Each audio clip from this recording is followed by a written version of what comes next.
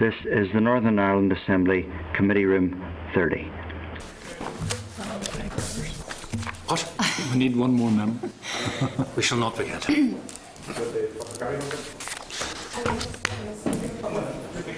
Sorry, madam. Schoolboy error. Forgot to count.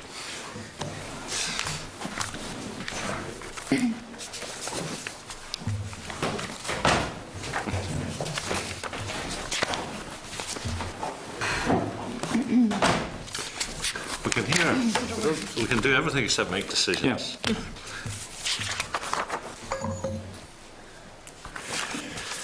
Which won't get us very far. No.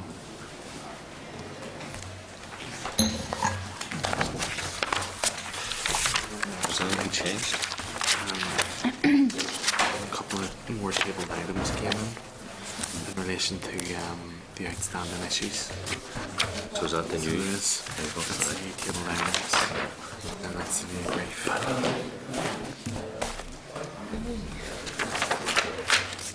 Very hard. Go for it now.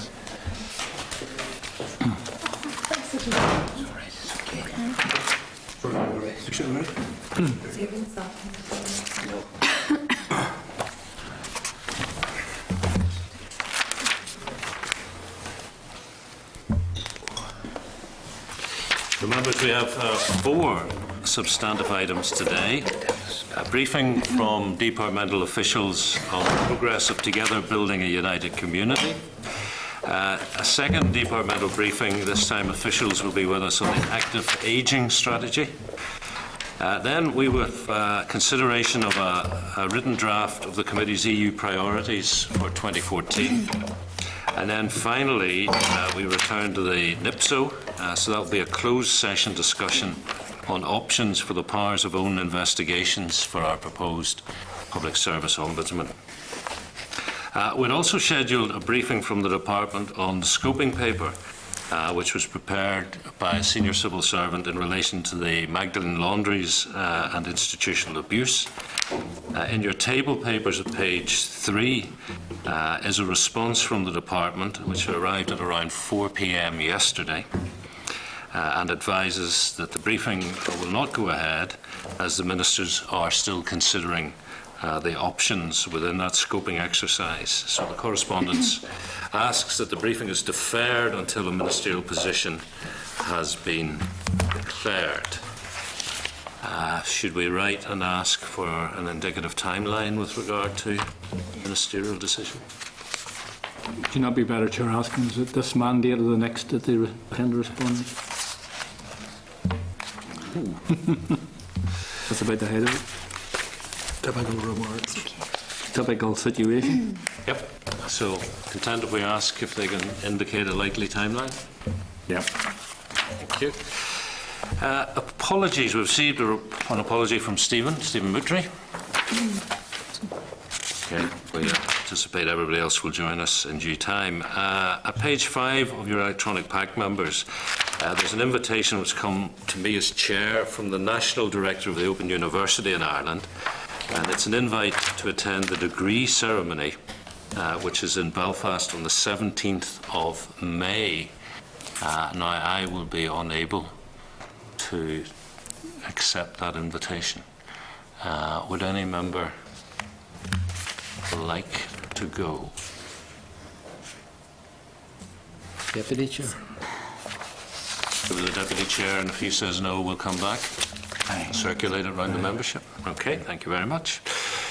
For your information, members, a debate on the committee's report on its Delivering Social Change Signature Programme event has been scheduled Monday the 17th. And at page 7, you'll find a copy of our current invitations, including this Friday's colloquium with the Attorney General. Are we sending an official to that? Did we speak to research? Yeah, we're waiting on research coming back. Right. If you remember, we were planning to ask an official from research to attend. Alex, would this be something that would... No. Okay. Except because the official asked him, does he know if he's staying on or not? And given that nobody else seems to be able to say. Okay, we'll move on. Are you still in chair's business? No. Oh, sorry, yes. I presume you referred to the response from the head of the civil service. Yes. Is that what you're going to do? That is coming up. It's coming up, is it? Yeah. Okay, members, next, it's item 3, draft minutes of the meeting of the 22nd of January. Page 9 refers in your electronic pack. Content to agree? Thank you.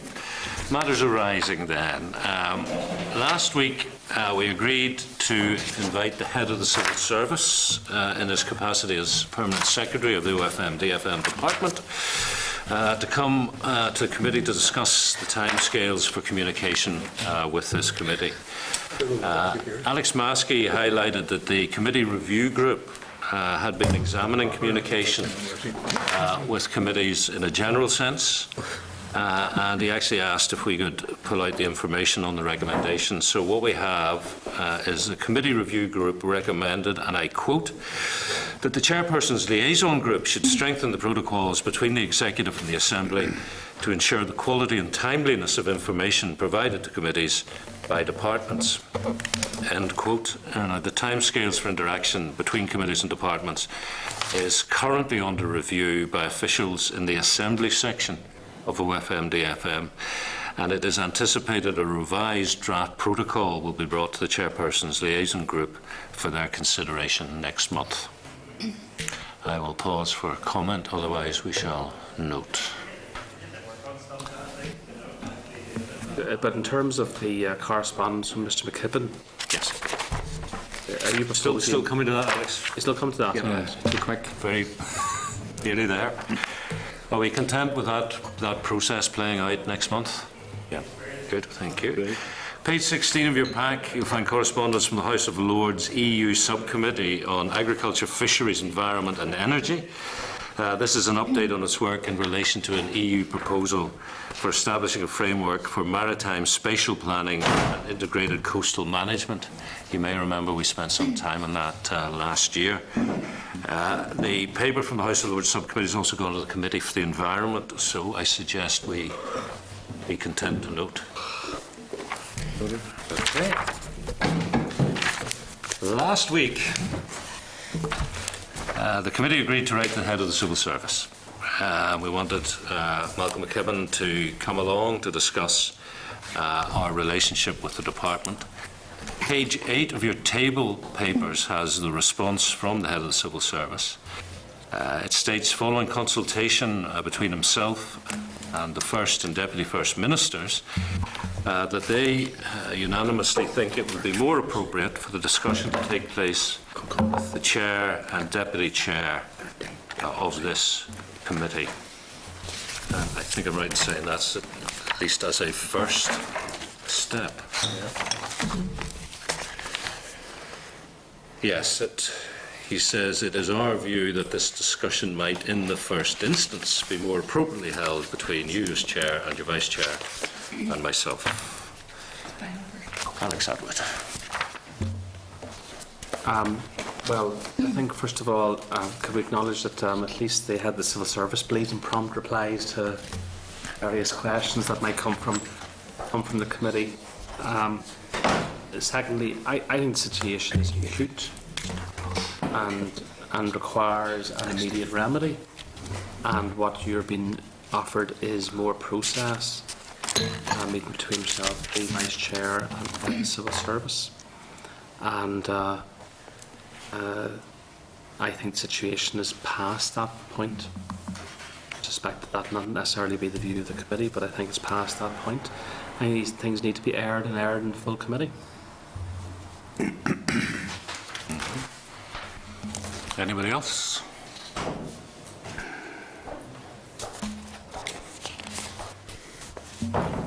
I don't disagree with you, but what I would like is to see an end product, and I'm not particularly hung up on a means to the end. I do think it would be better, because it's what we put in the letter I signed, that he come to committee, and I do think he has to come to the committee if the Vice Chair, Deputy Chair and I meeting him in advance of that helps achieve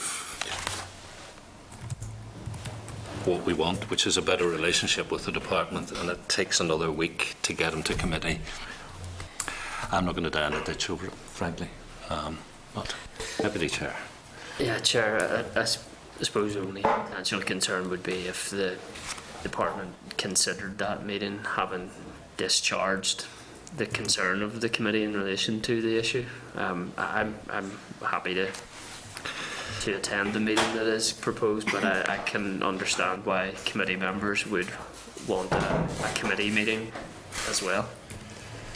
If it was presented as you've said, Chair, a meeting with a view to a committee meeting, then we might need to have that clarified. Right, so the response would say we will agree in the first instance, but are still very much minded that we need to come to the full committee. At the least, I think, Chair, yeah. All content? Well, I think if you look at the experience of the Dáil in the last 2 or 3 weeks, this issue about the conduct and rigour of committees of a parliament, if you like, has become much more public, as their PAC around Irish Water and around the conduct of various charities have been probing, and it has been acknowledged that the PAC, some people now claim in the Dáil, is a better mechanism of accountability than the Dáil is, or the chambers of the Dáil. And I do think we're getting to a point where this committee needs to demonstrate that sort of approach as well. If you get a guarantee that this is not the alternative to coming to the committee, and that this is a preamble to come into the committee, then there may be some value in having a preamble of a meeting, but it is not an alternative. It is just a preparation for coming to committee, in my view. No, that's exactly where I am with this, Alex. I think if this helps expedite the position where the Permanent Secretary is in front of us, it's worth spending a week or waiting a week to facilitate the request. Okay, I think we're on the same page on that one, members. So we move on, staying with tabled pack, page 10, a response from the department to our request for further information in relation to compliance of Article 73 of the Fair Employment and Treatment Order with Article 4 of EU Directive 2000/78/EC. The response advises the European Commission has not yet reached a decision, and that a decision is not expected for some time. So I suggest we write back to the department just to request that we are kept informed if and when progress is made from this position. Page 13 of tabled papers, a response from the department to our request for further information in relation to the review of the common funding scheme for schools. A request we made in November 2012. The response advises the review has been completed and that the Minister for Education has begun a consultation on his proposed changes. The response confirms there are no proposals to extend the scheme to cover areas such as after schools provision. Are members content to forward the response to the Committee for Education? Agreed. Yep. Sure, it'll be substantive and directing their further business. Yes. Item 5, members, correspondence. Page 27 of your electronic pack. Copy of a letter from the Committee for Enterprise, Trade and Investment to the Department seeking an urgent response to its letter of 21 November last in relation to US funding. Content to note. Page 29, a memo from the Committee for Finance and Personnel advising that it has opened an inquiry into flexible working in the public sector in Northern Ireland. The committee is seeking comments from committees by the 21st of March. Are we minded to offer an opinion?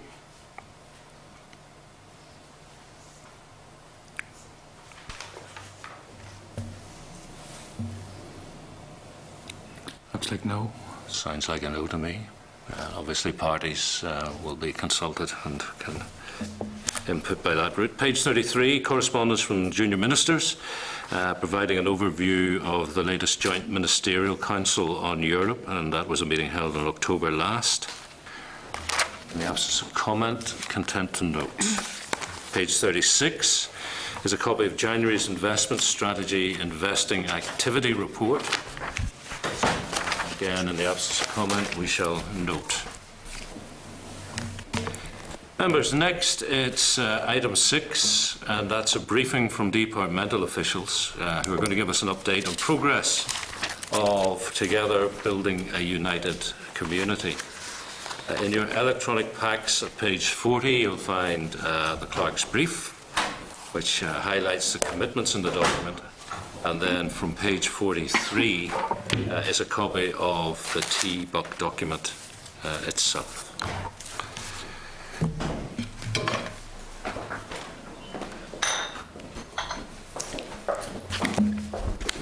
Is there anything in writing from the department? Right. So we're joined by 3 officials, Lindsay Farrell, Donna Blaney and Fergus Emmett. You're all very welcome. Thank you.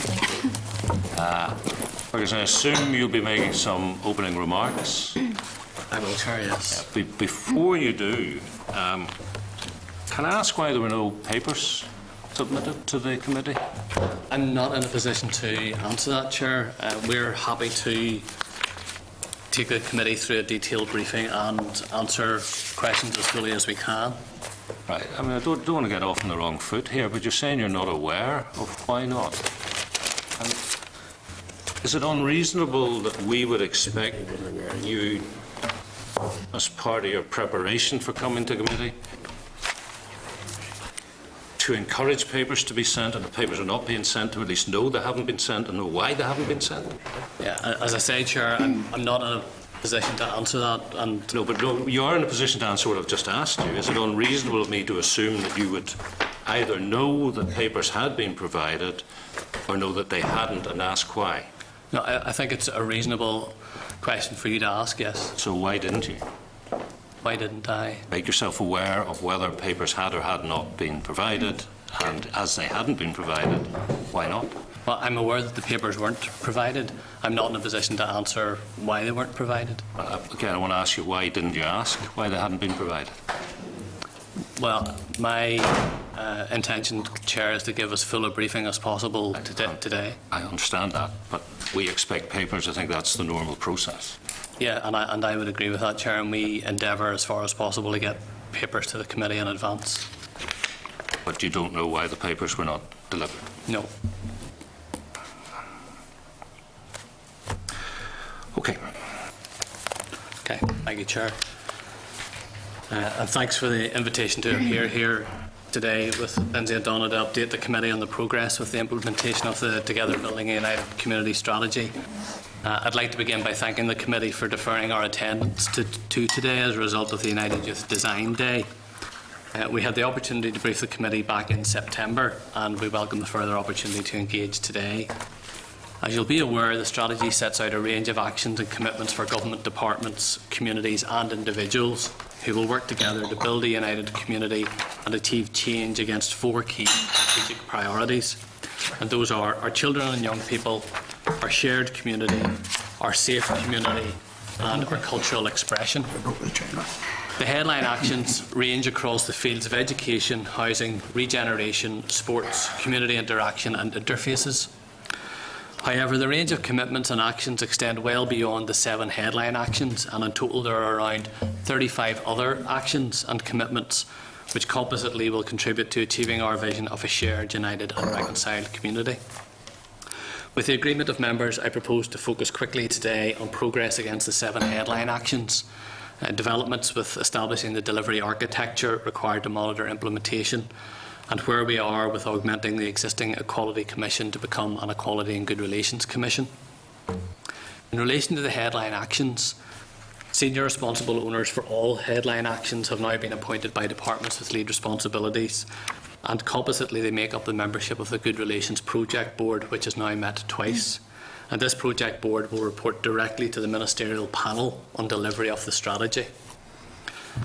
I'd like to update the committee first of all on the United Youth Programme, as I know that is of particular interest, particularly given the recent Design Day event in the Waterfront Hall. And I'd like to thank you, Chair, for representing the committee at that event. The Design Day on the 23rd of January was the culmination of an extensive period of stakeholder engagement with youth sector organisations and young people themselves. The purpose of the event was to test the proposals that have been developed on the basis of all of the feedback received through the stakeholder engagement and help to build the design further towards implementation.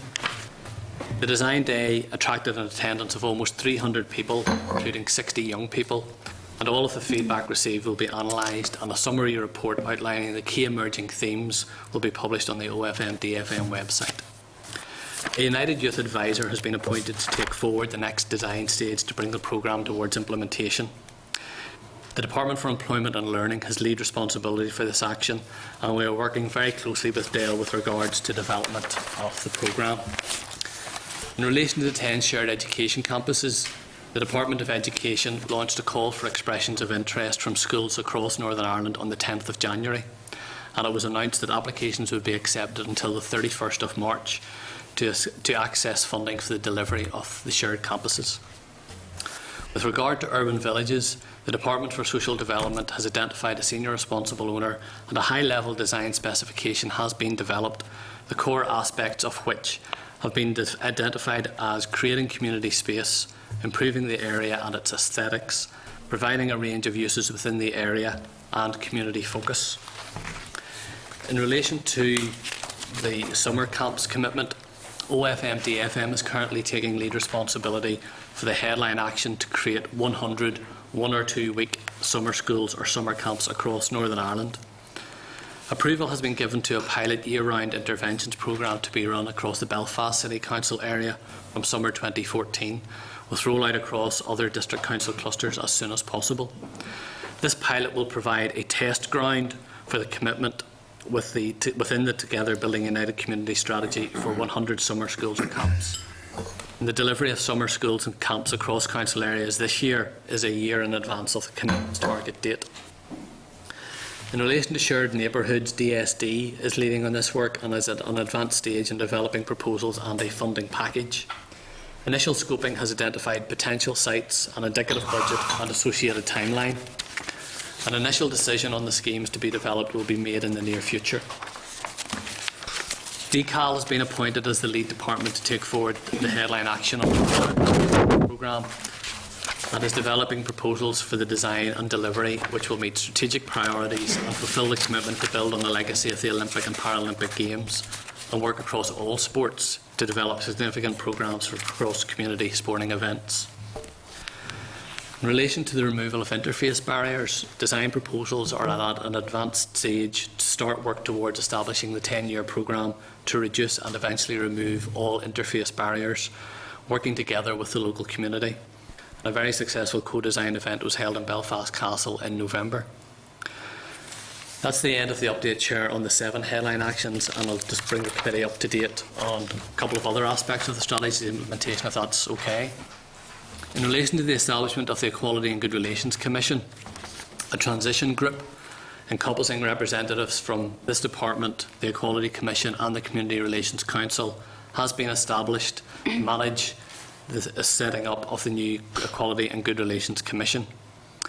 A communications working group has also been established and begun work on a communications strategy. With regard to the underpinning legislation required for the establishment of the new commission, it is anticipated that public consultation on the bill could take place from March of this year, and we will engage and work closely with the committee on that legislation.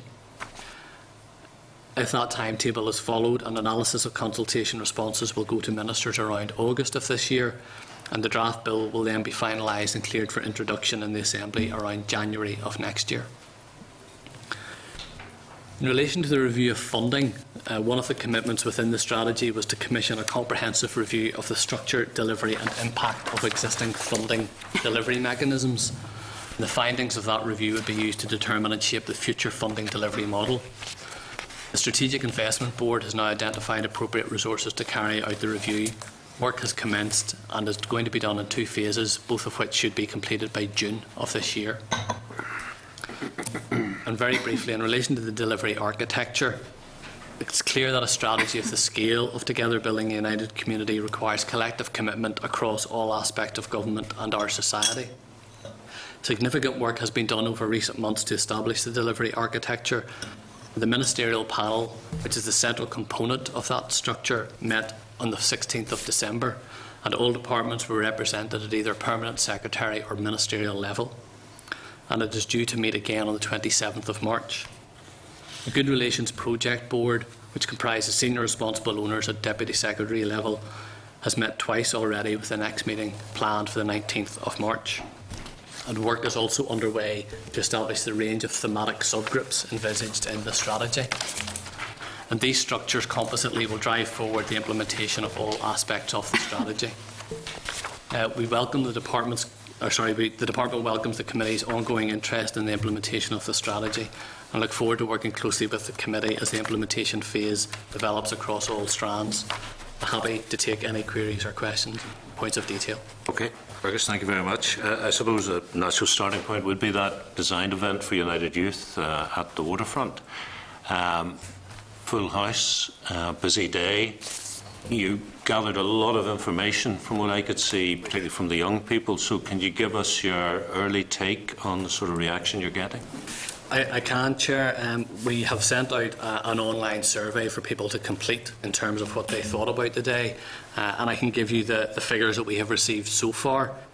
90% of the people who have responded believe that it was a useful investment of their time.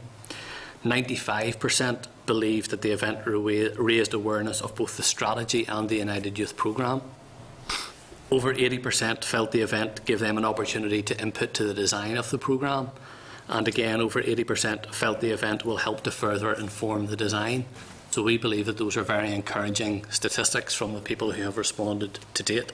And certainly the feedback on the day itself would mirror those sorts of feelings and figures. Mm-hmm. In terms of the 5-stage framework? Yes. Mm-hmm.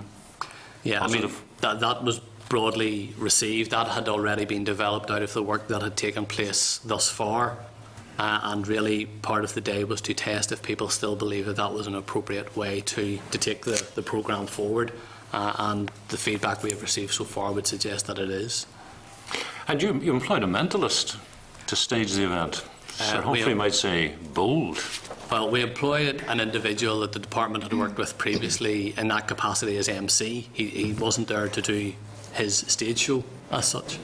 But he seemed to hold the audience well. He held the audience well, and I think particularly the young people engaged with him well. And he worked well, you might have noticed in particular, Chair, with Carl, the young people's champion, on the day as well, to try and get information from him. Yeah. Design work on proposals to implement the actions were scheduled to be completed by the end of the last calendar year. Where are we actually? Have we succeeded or not? We have now got detailed design proposals in from all of the departments, Chair, and we're working our way through those to submit those to ministers in the very near future. Those details just don't contain information around the projects. They also contain milestones and proposed budgets, and that information will be going to ministers within this department and then on to the full ministerial panel in March. Okay, the document in here, members, it's page 59 of your electronic pack. There's a TBUC commitment to publishing a sexual orientation strategy, a revised gender equality strategy, a racial equality strategy by the end of 2013. Obviously, we need a new timeline. What can you tell us about where those documents are, when they're going to come out? My understanding, Chair, is that work is at an advanced stage on those documents. I don't have the exact detail of the timeline for them, but certainly I can supply that to you in writing if that would be helpful. Okay. Any other commitments in the document that you can say are delayed? Work is being progressed on all of the commitments, Chair. I think the concentration to now has been on the 7 headline actions, because those are the ones that certainly have been in the media and attracting the public's attention. So the concentration has been on those. We have, however, been taking forward work across a range of all the other commitments, and we have engaged with departments around how they are going to help take forward commitments that would lie within their responsibilities and within their departmental remits. I was struck by a remark you made in your opening address in terms of the 10 shared school campuses. TBUC was published in May with this commitment to shared campuses, and you are reporting that we are now looking for expressions of interest. A letter going out on the 10th of January. So it sounds like we're saying let's do this, and then we wait 8 or 9 months and then say, anybody interested? Well, that particular commitment is being taken forward by the Department of Education. I think it's fair to say that they had to go through a process to determine what the criteria might be against which bidders may put forward their options, and that was what took some of the time to develop that criteria. Are you aware if in the meantime there have been what we might describe as, say, unofficial expressions of interest? Because presumably the hope in May was that, having said this is what we want to do, head teachers and boards of governors might phone up and say, hey, I'm really keen on that, keep me in mind. Do we know if that happened, how often it happened? I think there has been some of that type of activity, Chair. I'm not sure of the level or amount of it.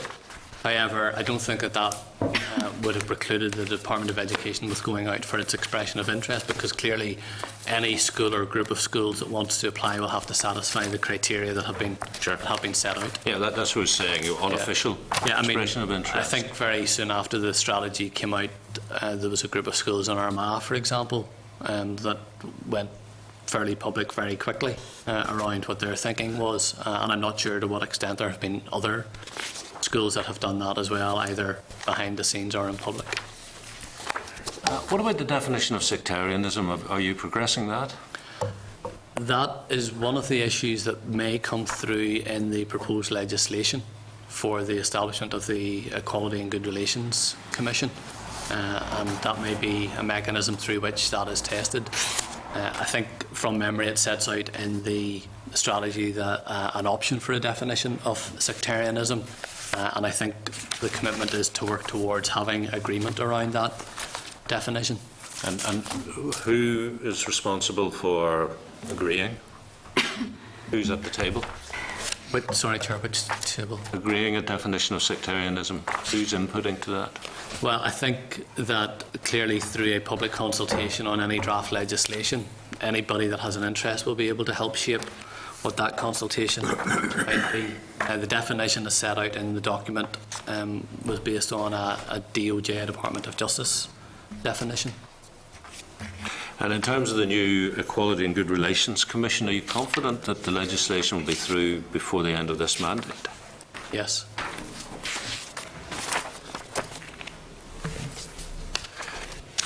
Even if the mandate isn't extended? Well, we're working towards it. The mandate is extended. So 2016? Well, as I said out in my opening comments, we expect that the draft bill will come to the committee within the next couple of months. And just in relation to children and young people, I think there was a commitment to establish a Good Relations Children and Young Persons subgroup. Has that happened? That hasn't happened to date, Chair, in that the subgroup is not up and running. What we have been doing is working with other departments and stakeholders to identify what structures there are in place at the moment, because clearly we don't want to set up a structure that either duplicates or replicates anything that is in existence already. And that work has continued. We would actually expect that particular subgroup to be the first subgroup established. Okay. Bronwyn McGann. Thank you. Thanks for your presentation. Have you got any further updates on the shared educational project in Moy? Because the last report that I have is that SALB and CCMS as obviously the managing authorities were currently working on details, and I'm wondering, are you aware of any further updates on that regarding any proposals that have went to the Minister? No, we wouldn't have that level of detail. That would probably go directly to the Department of Education, the Minister for Education. Okay, right, okay. Just regarding a concern that I have in the Children and Young People strategy, it states that there's no need for rural proofing. And because this state that this is a high-level document, poverty obviously affects urban and rural. As someone who lives in a rural area, could you explain to me then how specific action points such as the nurture units and hubs actually would benefit rural areas, given the fact that it's very isolated. Probably work better in cities, but rural areas, I don't see something like that working. I can certainly comment on the work that we are doing under this strategy for rural issues, and we met recently with the Department of Agriculture and Rural Development, specifically on this issue, and we have worked quite closely, for example, with RCN, which is the Rural Community Network. I always think it's the Royal College of Nursing. It's the Rural Community Network, and they have, for example, helped and been involved in the design of the United Youth Programme. So we have been taking rural issues specifically into account in terms of how we're trying to take this strategy forward. I don't have the knowledge or detail to comment on those specific issues around the nurture units. So do you feel satisfied that the issue of rural proofing is being taken seriously? Well, certainly as far as the implementation of Together Building a United Community, we are taking rural issues very seriously and have throughout the past few months, where we have been working with a range of organisations specifically around rural issues. And specifically in relation to the review of funding, which Fergus mentioned in his introductory comments, we've built that into the terms of reference that the urban rural context is taken into account when the reviewers are looking at the delivery and provision of funding. Just on the rural theme, if I may, there's obviously been a huge focus on the peace walls, and of course peace walls affect a relatively small percentage of the total population of Northern Ireland, although they would affect that number of people 100% in 24/7 impact. But rurally, where the same issues will exist, they are not as easily visibly identified because of the lack of the peace walls. How are you addressing that? I think it's something, Chair, that was picked up in the development of the strategy, that particularly in rural areas, as you have said, those barriers are not necessarily visible, but they may be that people, for example, shop only in certain parts of a town or village or locality. And I think that in terms of how those sorts of other types of barriers are overcome, I think that is one of the intentions behind the overall strategy, and in terms of creating shared space, I think that would be how those sorts of issues may be addressed, rather than having specific proposals, for example, around the peace walls. We also have a programme that we fund within the department, the Contested Spaces programme, which deals with those sorts of issues, particularly in rural areas. I don't know, Lindsay or Donna, if you want to add anything. I suppose just to add to what Fergus has said, that the Beyond Belfast report published a number of years ago highlighted this, that there were patterns of avoidance, particularly in rural areas, as opposed to physical structures, and that has indeed been taken into account in all aspects of the strategy development. Yeah. And additionally, just on working with Rural Community Network and the Beyond Belfast, in fact, in identifying what are not visible barriers, but they're also sharing with us a lot of the learning of the good practice in developing shared spaces that we can bring back into the urban environment. So do you now have detailed research into the challenge of turning a contested space into a shared space? Well, we're gathering the information that will inform how we will build the interface programme in the future, because to date it has been concentrated to a certain extent within the recognised 100-odd interface barriers, but we recognise we need to take that out, as you said, into where there's not visible ones, and indeed other areas where the community hasn't been able to engage as much in peace building, and bring that forward. So you're currently engaged in that research activity? Well, we're engaged in a number of, with the communities living in that area, which could involve surveying work. It could involve engagement with the communities that actually live on the barriers to seek their opinion of what does and what doesn't need to be done, so that we can inform the stages that need creating the conditions that will allow the barriers to come down. The actual physical removal of the barrier, which is obviously a symptom of the situation rather than the actual problem itself, need the creation of the conditions where people feel safe, where they feel they live in a shared community. And that's the work that we're doing at the moment, which will allow the community to make suggestions and build a programme of work that will allow the barriers to come down. So what are the key actions that would create the conditions? Well,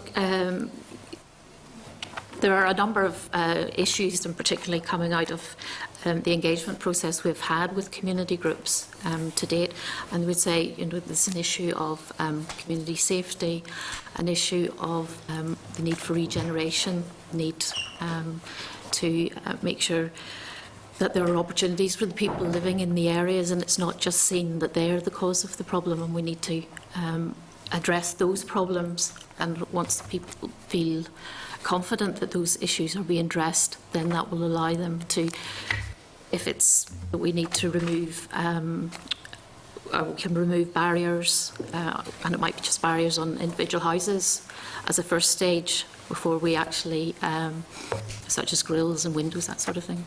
Yeah, I think I've mentioned at committee before on footed meetings in North Belfast. There was a fear among some residents who lived right under the shadow of the peace walls that consultation would be used in a manipulative sense, and that people who lived some distance from the peace walls would have an equal voice to those who are most impacted by them, and they feared, as I say, the consultation would be used to say, well, 90% of the people we consulted want the walls down. Yeah.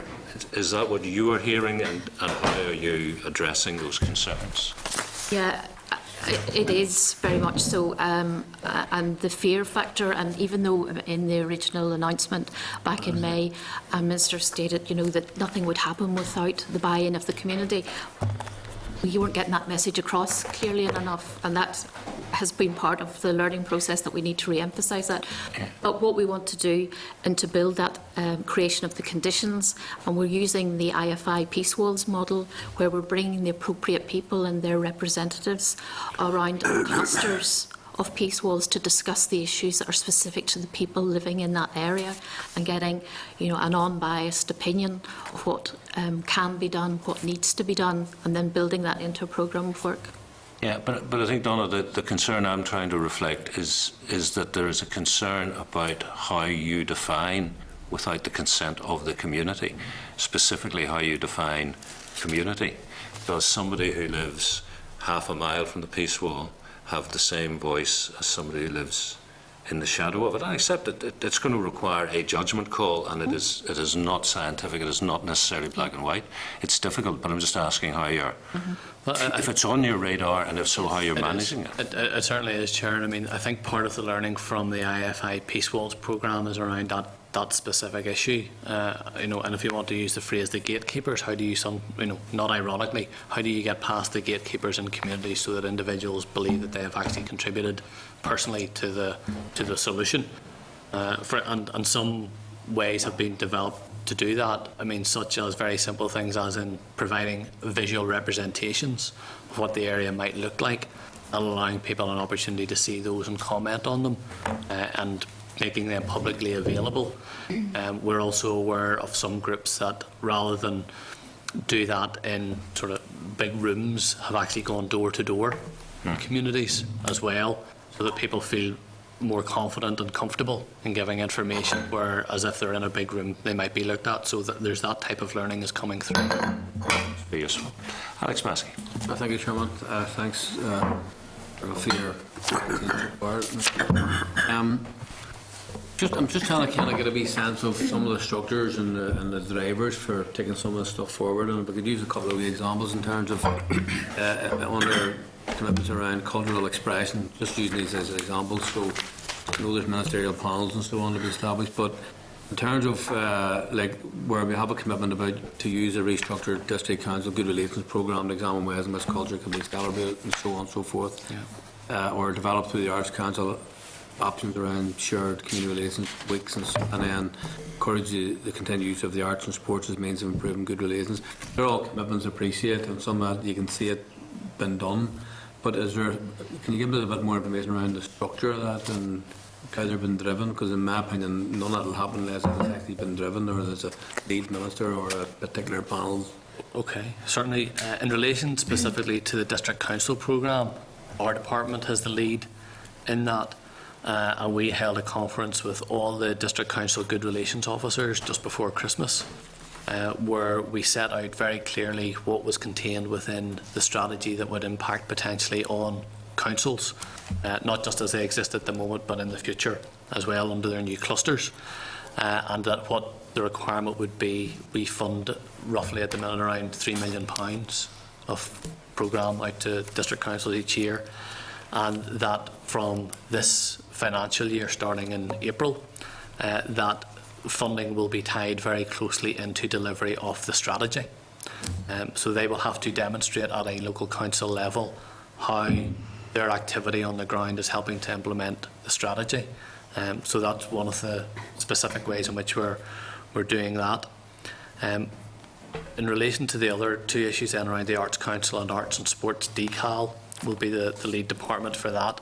And we've had some preliminary meetings with senior officials in DCAL, and with more arranged to take those two issues forward. The intention is that every commitment within the strategy will have a lead department assigned to it, and that those ministers will report to the ministerial panel, not just on the 7 headline actions, but on all the other commitments that fall within that department's remit. So there's a very clear line of accountability in terms of which departments have to deliver which elements of the strategy. And can I just further ask that in terms of, that's very helpful and good to hear that. In terms of the local government in particular, because if we're honest about it, there'll be a number of councils which will be, let's say, monocultural up to now. But in the merger, there's going to be more diversity. So are all of the people involved in this understanding that in some cases there's going to need to be a sea change or a step change in terms of how these things are actually handled? I know they're very sensitive and all the rest of that, but it is a new reality for a number of people. So someone might be a community relations officer in a council today, and their job in 12 months will be fundamentally different from what it is now at the moment. And do they all understand that? I think that's a good point, and that's why we have had this engagement to date with the Good Relations officers. We will also be following that up early in the summer after the elections with the new council chief executives, or interim chief executives as they may be, to get these same points across in terms of how good relations funding is going to be directly linked to the implementation of the strategy, and that at the new council level they can only expect funding if they are actually working towards implementing it on the ground in their own areas. So hopefully that will help in that respect as well. Thank you. Thanks very much. Deputy Chair Chris Little. Thanks, Chair, and thank you for your update. It's good to see you all again. You spent significant periods of time with me and the CSI party negotiations in the run-up to the publication of the document. So despite what the junior minister said, you saw my face for many hours throughout that process. You'll know that I disagree with much of the document in terms of its analysis of the scale of the problem of division and separation in Northern Ireland, the height of its ambition and the urgency of delivery. But can you update the committee in any more detail in terms of what particular timescales have been set to the projects? Will, for example, there be delivery plans around the individual projects? At this stage, it's proven quite difficult to assess success or lack of success in the absence of those types of delivery plans with clear timescales and targets. Okay, Chris, and thanks for your comments. I appreciate those. We are working towards the collation of those delivery plans. We now have the information in from all the departments, and we are pulling that together in a format initially for our own ministers within OFMDFM, and then that information will go to the ministerial panel. Those delivery plans set out a range of information. They set out key stages in the delivery of the projects, the key milestones, but also the budgets could potentially be associated with those projects, and obviously what opportunities there may be to publicise them more directly in the future. Okay. The document says that in terms of strategy implementation, the panel of ministers will be established. Are those delivery plans, is it possible to share those with the committee in addition to the ministerial panel? Well, the intention at this stage would be that they would go to the ministerial panel for its meeting in March, and certainly we can make that panel aware of the committee's desire to see those. That would clearly be a decision for that panel to take.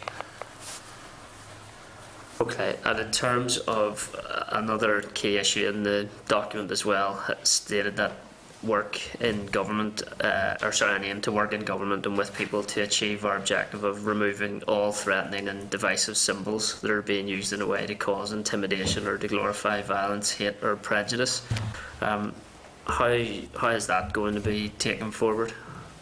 I suppose there's a range of mechanisms that could potentially, some of that may be around the work on peace walls, for example, and also the work that Alex was referring to earlier around the cultural expression, maybe and work with the Arts Council as well, or potentially mechanisms in terms of how that might be taken forward.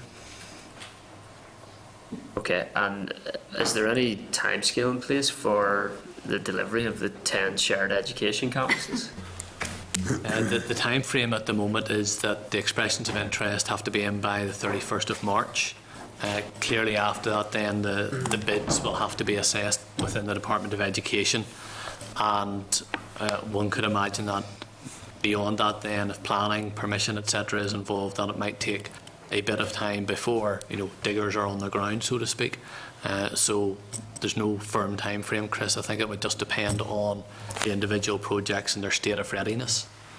And is there a timescale for the 10 shared neighbourhood projects? Again, it's the same type of issue. I do know that DSD are working towards as early an implementation as possible, at least of a small number to begin with, and then see over a period of time what the total delivery time frame might be. Would you not agree, in the absence of a timescale, it's hard to assess whether that's actually an adequate target to set in terms of delivering on the aim of the strategy, which is to tackle division and separation? I think it's a fair comment that it would, in an ideal world, it would be very helpful to have firm timelines for each of those 7 headline actions, and that's what we are working towards getting as soon as we can. You don't mind, Chris, okay. It would also be helpful to have a budget. What's the budget for the 10 school campuses? There's no specific budget associated with that, Chair. It'll clearly depend on what sort of bids come in and what numbers of schools may be involved. T-Box 9 months old, does it have a budget? It doesn't have a specific budget attached to it, Chair, but there's a range of budgetary mechanisms that might well be used to put funding into it. For example, the RRI package has 100 million. We are working very closely with our colleagues in DFP and the Special EU Programmes Body around the Shape of Peace 4 to make sure as far as possible that it lines up with the implementation of the Good Relations Strategy as well, and that would clearly be significant funding. And obviously the Executive is going to have to take decisions around the allocation of budgets as well for the strategy to be implemented, but there isn't a single figure attached to it at this point in time. Would you accept there would be those who might think that you're raising big expectations without the certainty of being able to afford to deliver those expectations? I think what ministers have said is that yes, it's an ambitious strategy, but also that funding will be found to implement and deliver the strategy. Okay, Chris, sorry, I was... Yeah, no, I mean, in terms of concluding comments then, I'm personally aware of the hard work that officials put in on the issue of community relations in OFMDFM, but in the absence of any timelines around or budgets around some of those very, very modest proposals, I think the assessment has to be that the First and Deputy First Minister are not serious about tackling division, separation, at the way the vast majority of people in Northern Ireland want to see. And if we're all well aware of the ongoing costs of ongoing division and separation, so hopefully we'll see more detail in the near future. But that's in no way a criticism of the hard work of the officials in the department. Okay. Thank you. Alex Eplett.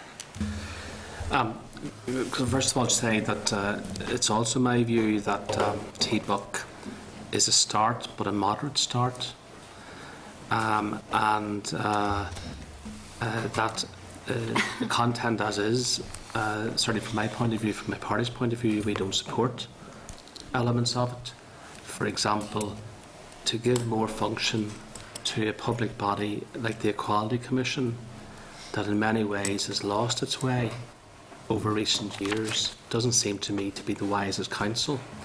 But I'm only using that as an example of both the moderate nature and, in my view, the arguably false nature of some of the proposals within TBUC.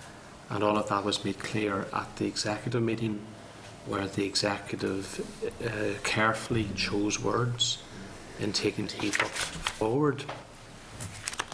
Going back to the first point that the chair raised, when did you pass papers to junior ministers for clearance to go to the committee?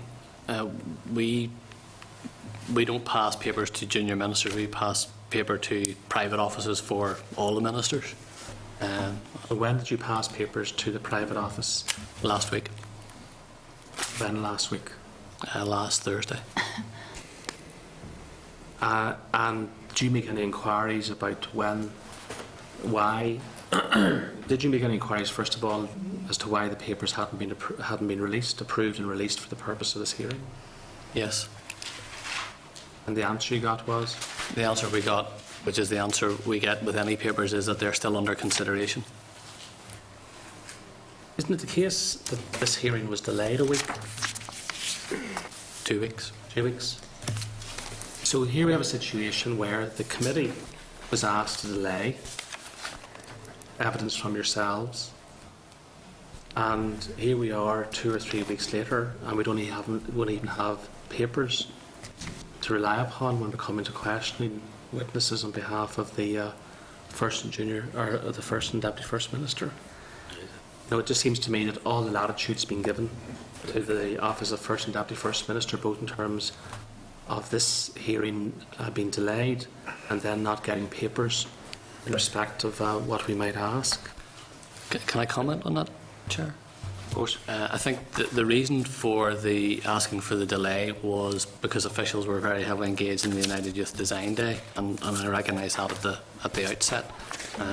So the committee still asked you to come 2 weeks ago, even though you were heavily committed to the Design Day. Yeah, and we offered to come last week, and we were told this week was more appropriate.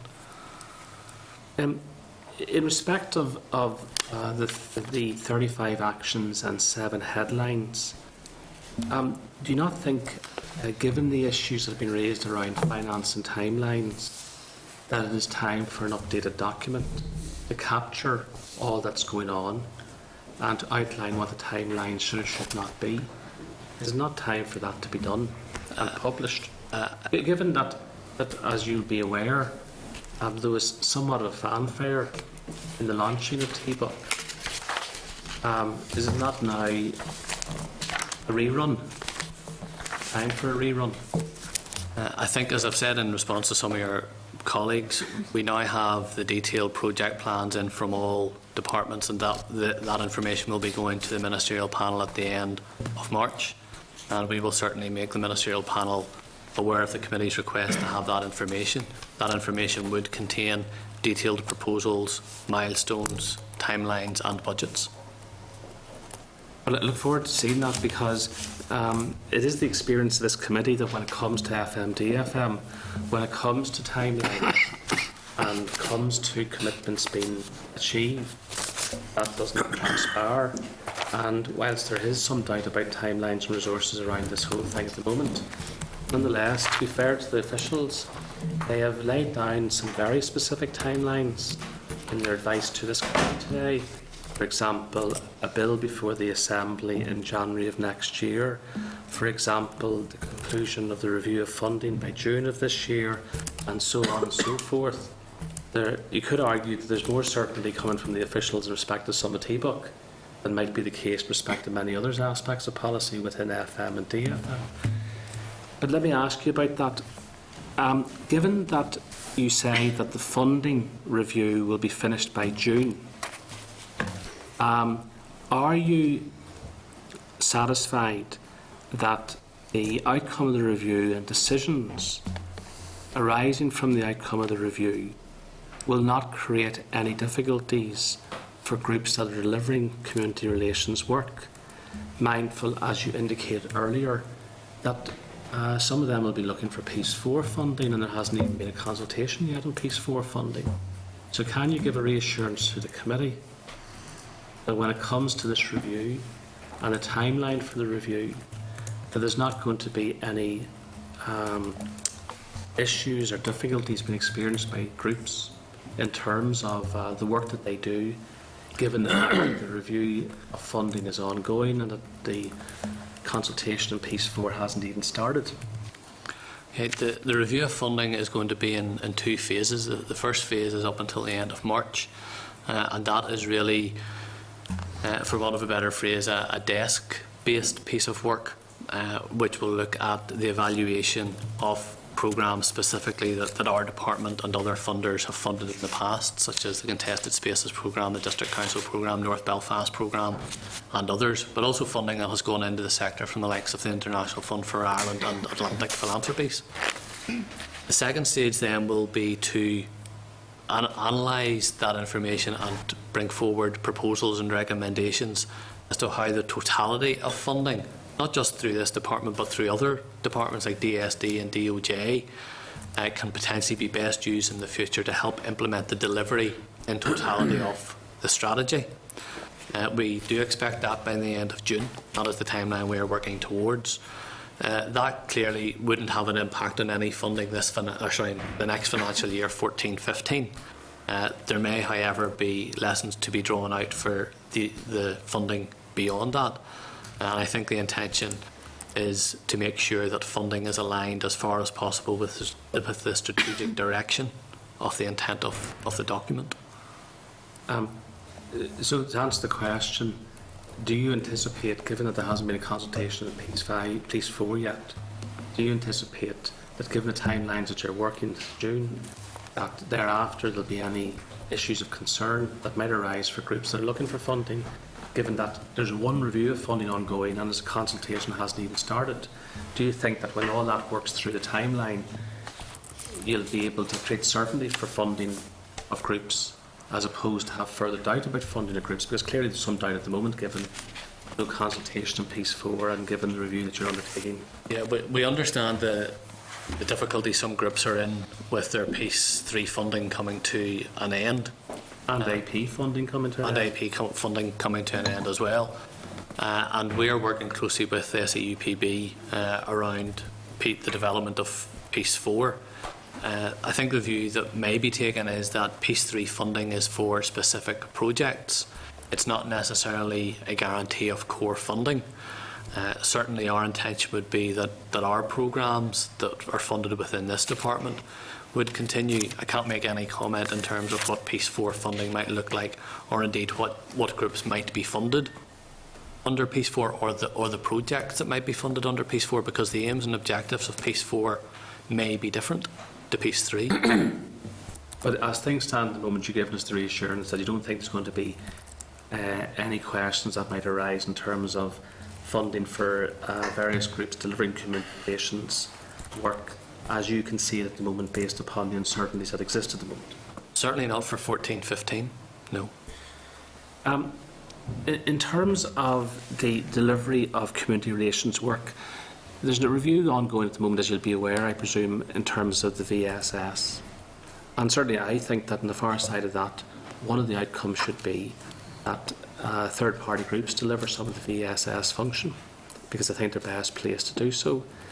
Could you give any indication whether, in terms of the legislation that you're bringing forward around the Equality Commission and Community Relations function going across it, that might be a model that ministers are considering in terms of the delivery of community relations function in the future? So, certainly it's set out within the strategy itself that funding may in the future be on a thematic basis. I'm not sure that it would feature in the legislation, but it may be that following the review of funding that recommendations come out which say, for example, I think we're all aware that funding for a range of policy issues under good relations may be viewed by groups as a bit piecemeal, because they may have to apply to different organisations and bodies for different types of funding. That creates the sort of uncertainty that you have alluded to. And what we would want to really do is to have a funding regime and policy which gives greater certainty and clarity around what that funding is to be used for and how it can help to deliver good relations policy intent. I'm not sure, though, that would be, as I say, through the legislation for the new Commission. In terms of the legislation, given what you said earlier in terms of the Chair's question about a definition of sectarianism, is there other areas of the legislation where ministers might be minded, as far as you're aware, to, besides dealing with the structural work arising from whatever might or might not be agreed, that there be an opportunity grasped to address in legislation other issues around community relations other than structural ones, like issues of definition? The draft legislation is still going through the process with our legal advisors in terms of what the shape of the bill might look like and what might be contained within it, so I can't answer that question directly. But clearly, through the legislative process and the committee scrutiny of the legislation and the public consultation, people will have an opportunity to shape what may be contained in the final bill that goes before the Assembly. I still want to cut across you, but with three other members, okay. So that's fine. Will be one more? No, I'll hold it there. Sure. Okay, thank you. Jimmy Spratt. Thanks, Chair. Just a couple of quick questions, Fergus. In relation to, you mentioned the peace walls. Yes. Looking at the chart that you have there, 58% would like to see the walls coming down. 69% said they were still needed because of the potential for violence. But probably the most worrying aspect of that is that 63% would like to know more about initiatives and discussions on peace walls. What has happened since you got that survey, or you got the results of that survey?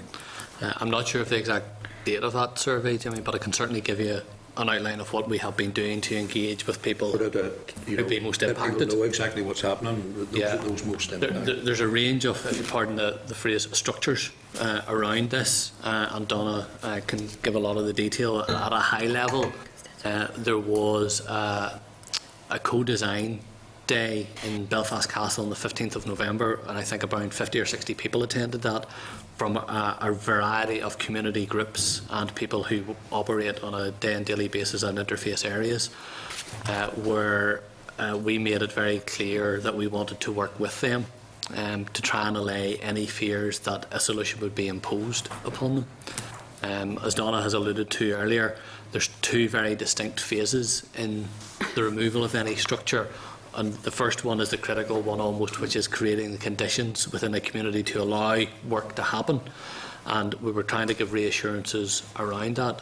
Donna, you might want to say a little bit about the mechanisms that exist. Yeah, prior to the engagement with the community groups back in November, we've been working with International Fund for Ireland, Northern Ireland Housing Executive, DOJ and Belfast City Council and ourselves to look at what was working on the ground and try and build on that model, and then took that out to the community to see, does that work for you? What's working well? What's not working well? And feedback coming back very much, don't build up our expectations, not delivering the structures you put in place. They must actually happen. So that was positive feedback in terms of the structures that we're going to put in place. DOJ and I have come back just at the end of the month now with the proposals of what that design might look like, how we maybe could progress some early progress and win some confidence in the community that this actually works. And then we would hope to roll that out during or DOJ would hope to roll that out in 2014-15. And then we will have an ongoing process of engagement with the communities that live there. We're represented as OFMDFM with the 7 cluster groups that IFI run. And if IFI can continue even beyond 2015, that's a good model we'd like to see continue. Or if we can lift that model and transplant it into something else, we'll do that. Okay.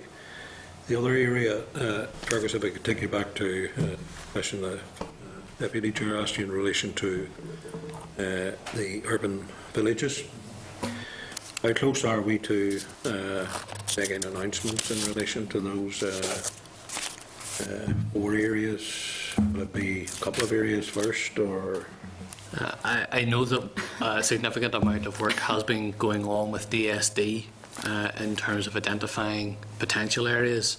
I'm not in a position to say exactly when announcements may be made or on how many villages, but I know that ministers are keen that information is given out as quickly as possible, and I would imagine that would be within a matter of weeks.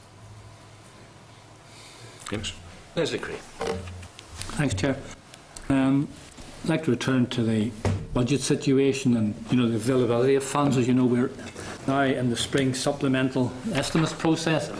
Have you anything earmarked or included in that? And also on the vote on account which comes immediately after it? As I indicated earlier, we're in the process of trying to finalise exactly what budgets may be needed, not just for the 7 headline actions, but across all the actions and commitments. For this current financial year, we believe that whatever work needs to be done by departments can be done within their existing budgets. The broader question arises then for years beyond the current financial year, and as I indicated earlier, there's a variety of mechanisms of funding that could be used there, perhaps around the Reinvestment and Reform Initiative, Piece 4, IFI, and maybe Atlantic Philanthropies funding as well.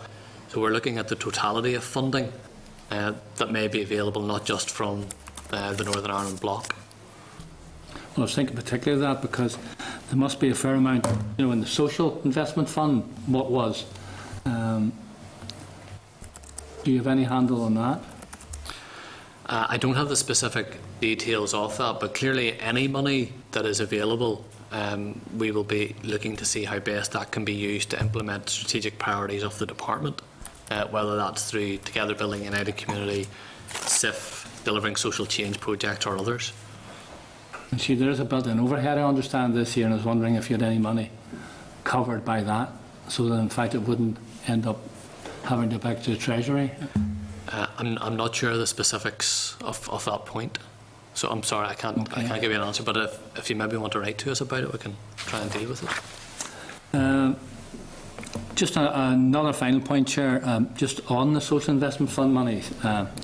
Obviously a lot of this is aspirational, there's progress on various fronts at the same time. It takes time to get it all sewn together.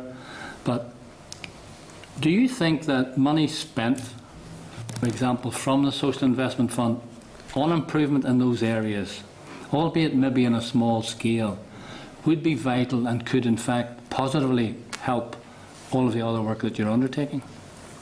Well, I don't really want to get into the specifics, but I certainly know that in the development of thinking around potential sites for urban villages, that is coming into play in terms of how any investment through the Strategic Investment Fund might also help to allow the urban villages to be set up as well. So there always is we are going to try as far as possible to create that synergy across our funding programmes. I was thinking more of unemployment, poverty, those things that people are living with every day. Well, clearly what we want to do as part of the overall strategy is to improve life for people. And Chair, you would have heard from Carl, the youth champion, in terms of how youth programmes have given him an opportunity to improve his life and the life of as a young child as well. So I think that collectively we are aiming to deliver funding in the most positive way to make a difference to people on the ground. But with some urgency, perhaps ahead of the rest of it? Well, as I kind of indicated earlier, we're working on the timelines, and ministers are very keen that funding appears on the ground out of the United Community Strategy as quickly as possible. Okay, thanks, Chair. Okay, George Robinson, and then I think Alex Maskey would like to come back in. George. Thank you, Mr. Chair. Thanks to Fergus and his team. A couple of questions. The 10,000 young people that are not in education, employment or training, based on the new United Youth Volunteering Programme, how will they be recruited? That's a very good question, and one of the ones that we were trying to tease out at the design day in the waterfront. Recruitment is one of the key elements of that programme. There's a variety of mechanisms by which individuals may be recruited. They may be on the radar of existing programmes or services at the moment. They may be just about to leave formal education, or they may be able to access support from the likes of youth workers and others. And we would be keen to identify mentors as well, as many as possible, to work within their own local areas to try and encourage people who may benefit from this programme to actually take up the opportunities that it would provide. So there's a variety of mechanisms that we think can be used potentially. Yeah. And will they come from throughout Northern Ireland? Yeah, very definitely. I mean, the intention is that this is rolled out right across a Northern Ireland wide project, and it goes back to the point that Bronwyn was making about the rural element as well. And we're also very keen that the United Youth Programme is inclusive in every sense, particularly with regard to individuals who may have a disability, whether that's a physical disability or a mental disability, that the programme is open and accessible to them as well. And the 4 urban villages, where appropriately will you like those located? Those decisions are going to be taken by ministers. Haven't been taken as yet. City, it's not a couple of urban areas. I would like to think that urban are in the northwest. It's interesting. As I say, ministers are looking at a range of options, and I can't go any further than that at this moment. Okay, thanks. Chairman, I want to go back to the remarks earlier on from the Deputy Chair. I mean, I think it's all very well for people, and rightly so, to critique or even criticise the substance of the commitments.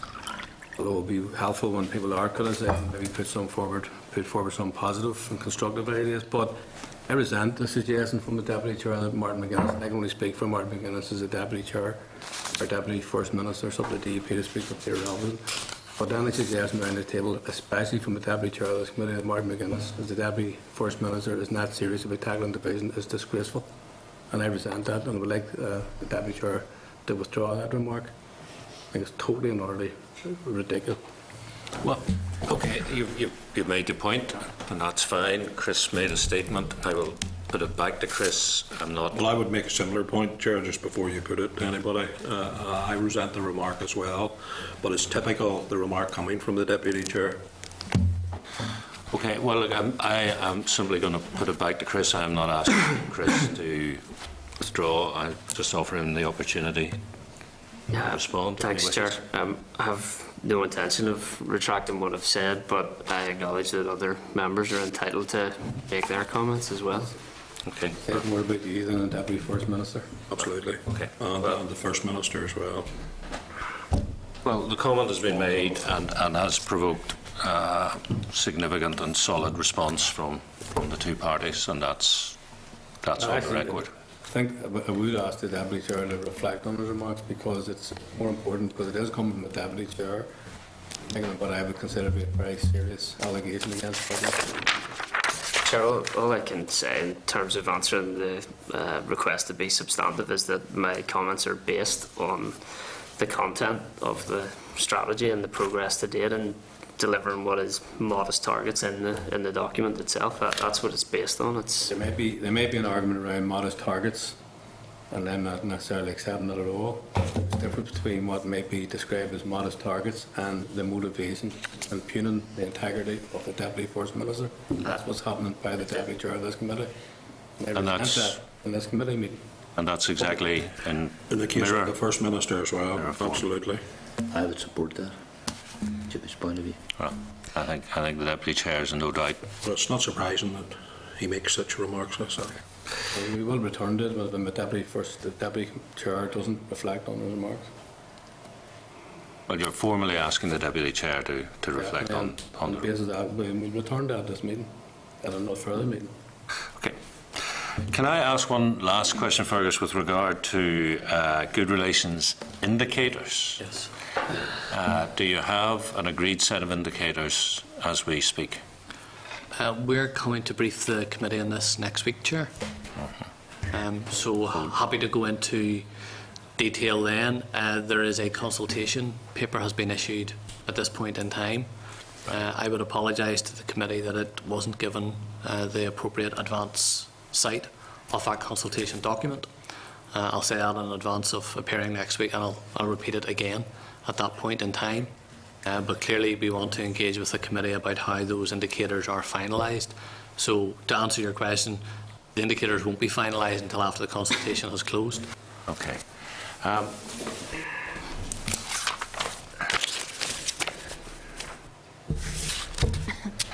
Could I ask if you come back to us specifically in terms of budget on a point Leslie Cree brought up, or specifically any plans to implement or use social investment funds in areas of poverty and unemployment with the urgency that Leslie referred to? Okay. Happy to liaise with the committee clerk around that. Okay. Yes. Okay, Lindsay, Donna and Fergus, thank you all very much indeed. Thank you. Thank you.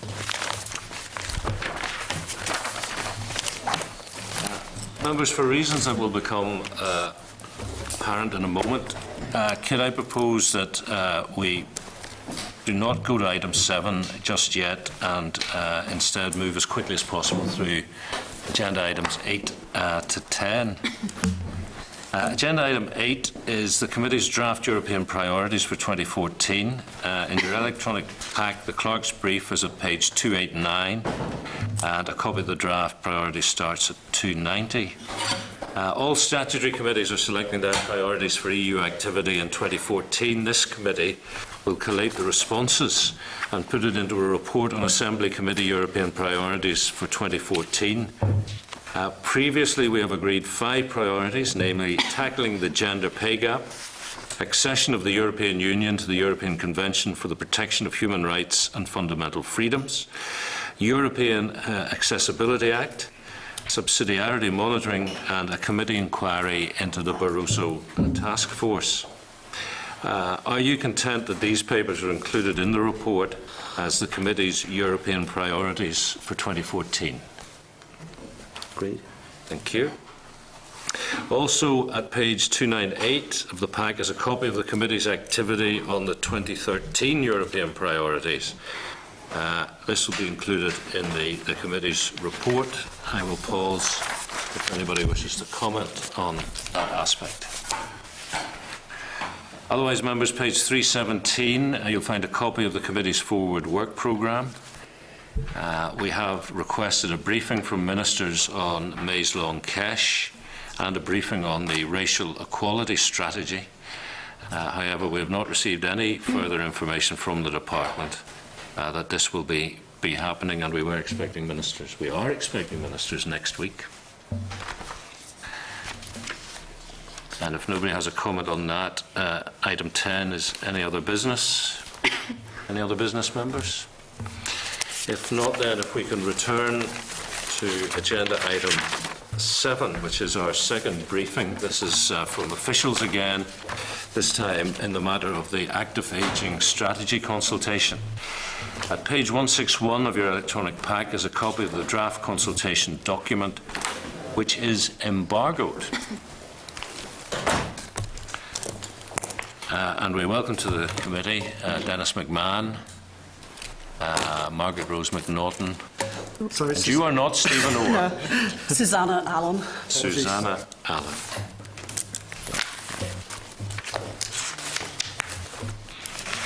Members, the Department's correspondence of 30th of January, which is at page 163 of your pack, states, quote, officials are happy to brief the committee on the draft strategy and early action plan on the 5th of February.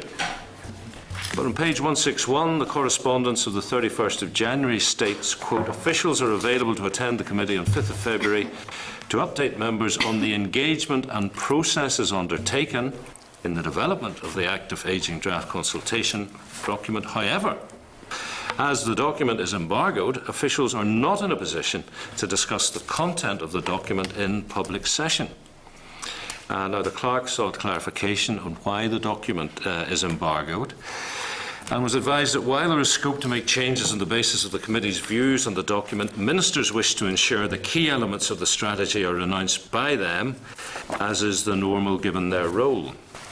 Officials will of course be happy to bring to the Minister's attention the views of the committee on the draft strategy prior to the public announcement. If the committee wishes to discuss the document in closed session, the Department would be happy to accommodate this. Our previous briefing on this was from officials on the 14th of September 2011. This briefing today was at the request of ourselves, and we have not been briefed on the content of this draft strategy. The OFMDFM website states on 30th of May 2013 the Active Ageing Strategies Early Actions Plan was presented to the Northern Ireland Pensioners Parliament. At that time, the Pensioners Parliament received, quote, a short summary presentation from OFMDFM on some of the proposed projects planned under each of the various strands contained within the draft strategy. Paragraph 815, which is page 222 of your pack, states, quote, OFMDFM has communicated with key stakeholders throughout the development of the strategy.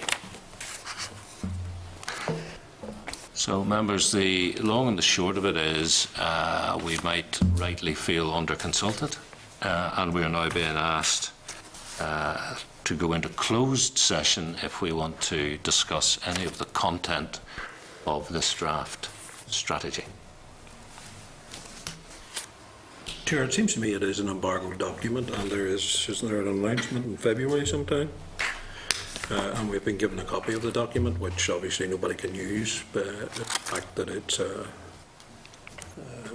embargoed document.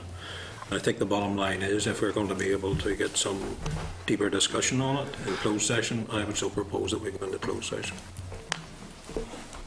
Second that.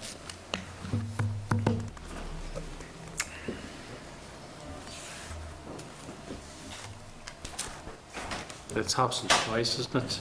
Either we have no discussion or we have a discussion in closed session. It was my impression the committee was as a sort of default position against closed sessions. Aye, but are the officials not saying it's a take it or leave it offer? Dennis, why is it embargoed? I mean, we're just to say, Chair, we're very happy to talk about the issues around the strategy, about the development of it, and and the sort of the general aims.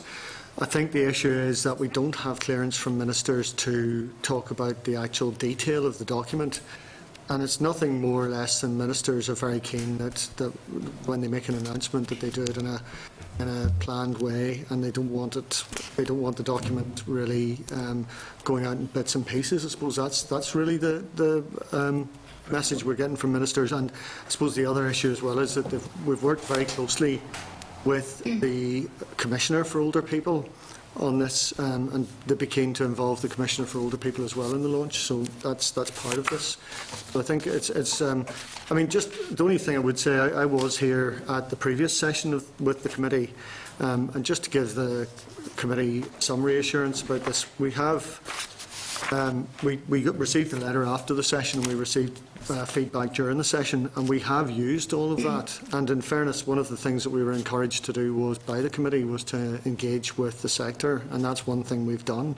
It's taken us a long time to get to this point because we've had many different drafts, because people basically weren't happy with what we did originally and wanted to make sure that we went back and did it again and again until we got it right.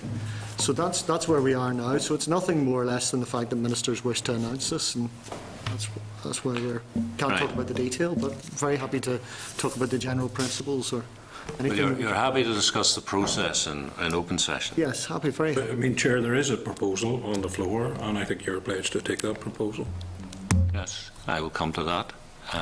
But I'm clarifying that the officials are happy to discuss the process in open session. As we've talked, as we said in the Yes. Department said in the response. But if we are straying into the content of the document, well, we just don't have authority to be able yes, to. and we have a proposal seconded, that at that point we go into Can I ask this, closed Chair, session. on this, and I'm being kind of a wee bit nearly provocative on this. But it's Dana saying that if we go into closed session, we'd be able to discuss the content of the document. And the reason why I'm asking that is because I wouldn't be confident that closed session or not, that there wouldn't be some public expression of what we were being told, because it's happened before, routinely. Well, So, I think that's a sad reflection on people. But there you go. That's okay. happened. Well, as I read it now, we are going to have an open session on the process that has led to this document being drawn up. We have a duly proposed and seconded proposal that we then go into closed session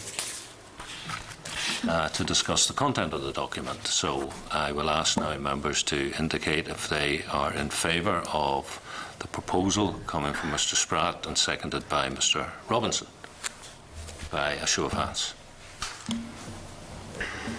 We'd have an open session and take the limited information we can get. We'll take the open session because, I mean, I think the bottom line is there is a danger of the usual culprits trundling off to the press.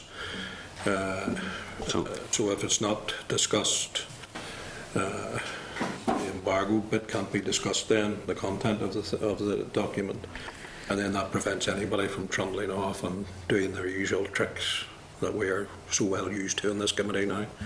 So you are not supporting your own proposal? I'm withdrawing my proposal. Okay?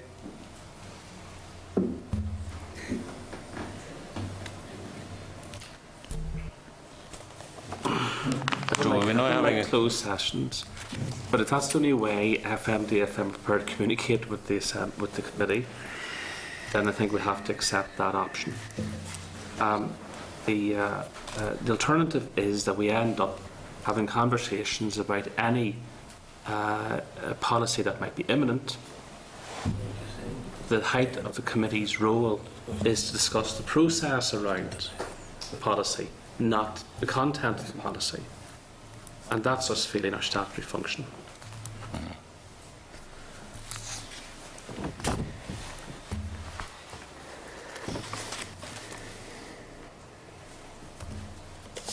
Not satisfactory, but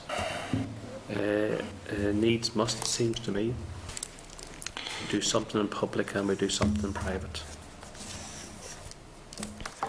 Well, we need to see if we can have an agreement on this. We think we're all content to discuss the process in public.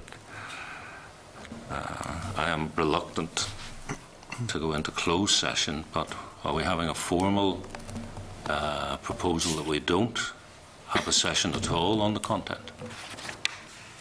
Well, I'm more than happy to remain in open session and have a discussion. And I'm happy enough with that for today. So I'm not happy enough. I'm not interested in getting into closed session today. I'm happy enough to have a discussion in open session with the officials. They'll be able to give us quite an amount of information. People can make their mind up after that, but as far as I'm concerned, I'm happy enough with it today. A concern has been raised about leaks. Everybody has the document in their electronic pack, so if they want to leak they can leak. Is that not the case? Yep. Well, if you're up to doing that sort of thing, you might want to do that. Those with integrity probably wouldn't do that. The point was being made by Mr. Maskey that he felt the danger of a closed session was that there would be a leak. The document's already in the possession. I'm only making a point that has been an experience, so all I'm saying is I'm happy, I'm more than content to fulfil my statutory duty today by continuing an open session with the officials. I'm happy enough to take the information that we get today. But I'm not sure that does fulfil our statutory obligation. I do. I'm satisfied. I'm making a point that I'm satisfied. My colleagues are satisfied. So I can't make your mind up, make our own mind up. I mean, Chair, in your brief, you had a big preamble. I suspect that decision was already made beforehand. Why was it not sorted out by the clerk's office and yourself? No, the decision was to be taken by us as to whether we would. The preamble didn't sound like that to me. You'll hear what you hear. And the decision has to be taken by the committee whether they agree to the request from the officials to go into closed session.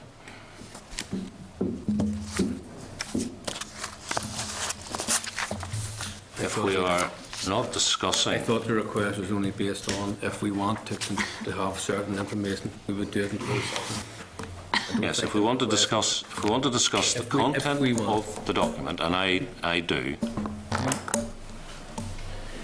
but I would prefer to do it in open session. That's not an option because the officials are not authorised so to do.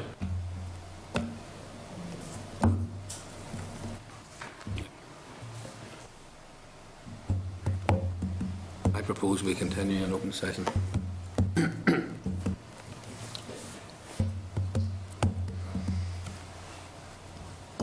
Chair, try to be logical in this. No, it's maybe not a good idea, but the real meat isn't discussing the document. If you can't do it in open session, the fact it's already been distributed, and if there are people who use that method for whatever purpose, that's going to happen anyway. So it seems to me the two choices are to spend time dancing around the subject because we've had discussions with officials before, or to get into the meat of the strategy, which is, again, I think is what I would want to do. Just have one point of clarification, Chair. Given that I have been on the committee that long, has this happened before that FM and DFM have asked that in advance of something being published that it only be discussed in private session? I do not recall. That's happening before. Not in my time. The last time there was a request for a private session, it was the Victims and Survivors Service who wanted a private session because they thought there was sensitivity to the data they were bringing to the table. We agreed and then we rescinded that decision from memory, and it was an open session in the end. I'm not sure of the level of precedent there is going back. I wonder if we're setting a precedent going forward.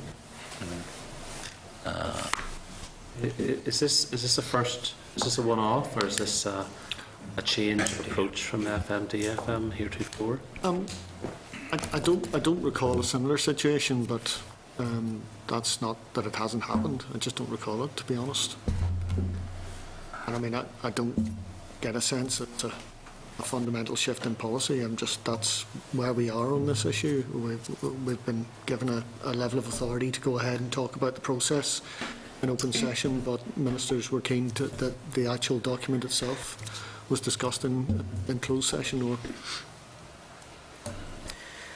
yeah, Chair, I'd just say that obviously the active aging strategy is an eagerly awaited strategy, and that it might be worth taking some opportunity to publicise the pending consultation that I'm sure many people will want to engage with and respond to, if it's possible to at least cover that part of the issue today and maybe return to the actual discussion. Okay, well, I think the issue is, and I think the officials explained it well, in terms of the announcement being made. Good that the announcement's being made. and the fact that the Commissioner, they wanted to include the Commissioner, was that, I think that's what I took up from what you said. And it seems perfectly logical to me that, you know, that they do want to have this thing embargoed in time, and not to discuss its full contents if they're going to make a public announcement. It makes a bit of a nonsense out of a public announcement.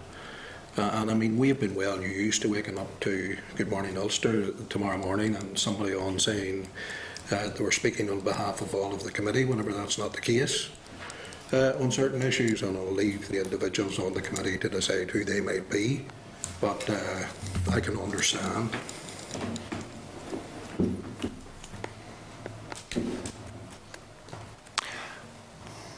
We currently appear to have one proposal, which is that we do this entirely in open session, which has the implication that there will be no discussion on the content of the document, only on the process that has led to the document being prepared for consultation.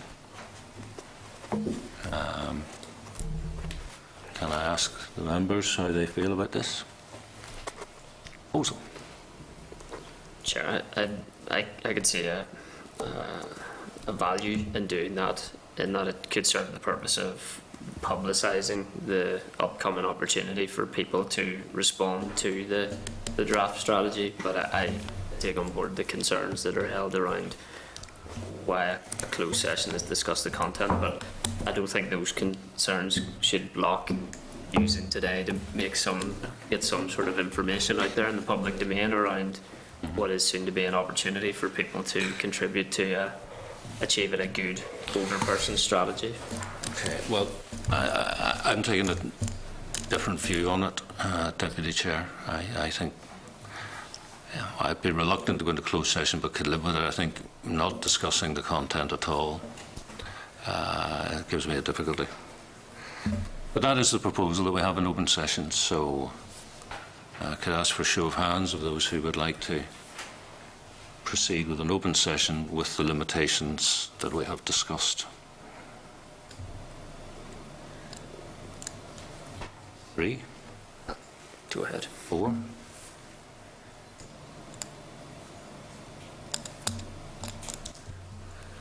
So against and abstaining.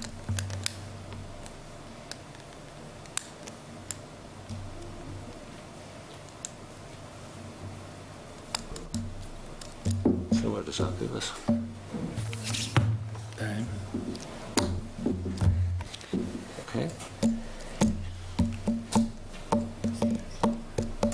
Well, we have agreed to proceed with an open session. I will ask the Deputy Chair to assume the chair, and I will withdraw.